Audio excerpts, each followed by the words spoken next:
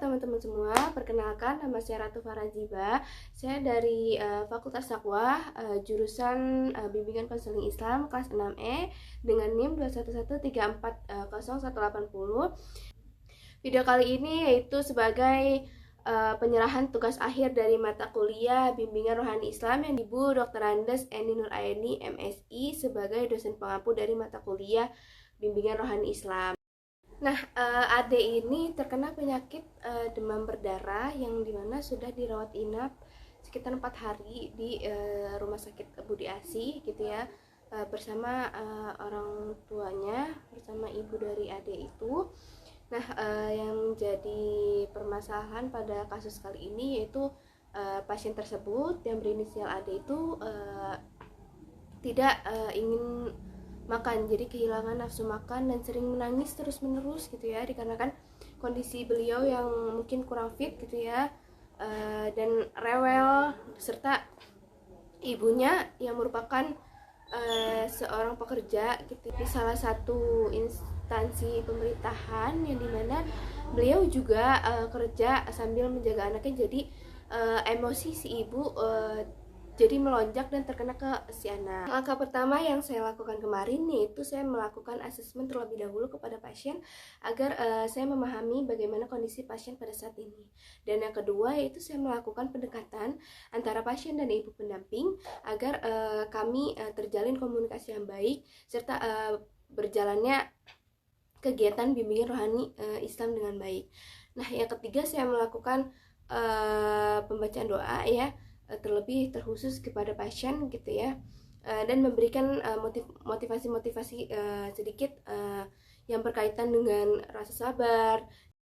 Nah, yang selanjutnya saya memberikan sedikit dorongan spiritual terhadap ibu pasien dan terlebih pasien juga, yang dimana dengan memberikan dorongan spiritual ini diharapkan ibu pasien dapat melatih kesabarannya dalam mengurus anak yang sedang sakit, dan lebih diperbanyak sabarnya untuk menghadapi anak yang rewel dikarenakan sakit. Dan saya juga memberikan sedikit bagaimana cara mengelola emosi yang stabil dikala anak yang sakit, yaitu dengan diturunkan egonya, dengan ambil nafas yang baik, dengan mengajak anak berbicara, dengan mengajak anak bermain, dengan membujuk anak supaya ingin makan, seperti itu. Nah, manfaat dari dilakukannya kegiatan bimbingan rohani Islam itu, kita bisa memberikan dukungan emosional dan spiritual kepada pasien dan ibu pasien, dikarenakan pada saat kita terkena musibah, diberikan penyakit oleh Allah Subhanahu wa taala, kita harus meningkatkan ketakwaan kita kepada Allah, kita harus meningkatkan kesabaran kita kepada Allah, kita berserah diri kepada Allah, dan bagaimana cara kita untuk mengelola emosi di saat kondisi fisik kita yang sedang lemah dan terbaring di rumah sakit ini.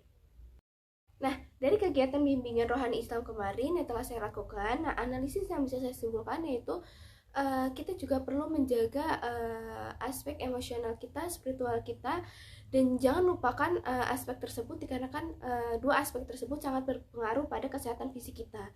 Ya, dimana jika kita hanya merawat fisik saja, kita hanya merawat luarnya saja, tetapi kita tidak memperhatikan dalamnya, sama halnya kita tidak memperdulikan kesehatan mental kita gitu ya. Jadi akan menimbulkan penyakit pada badan kita. Nah, mungkin sekiranya cukup laporan yang saya paparkan, kurang lebihnya saya mohon maaf.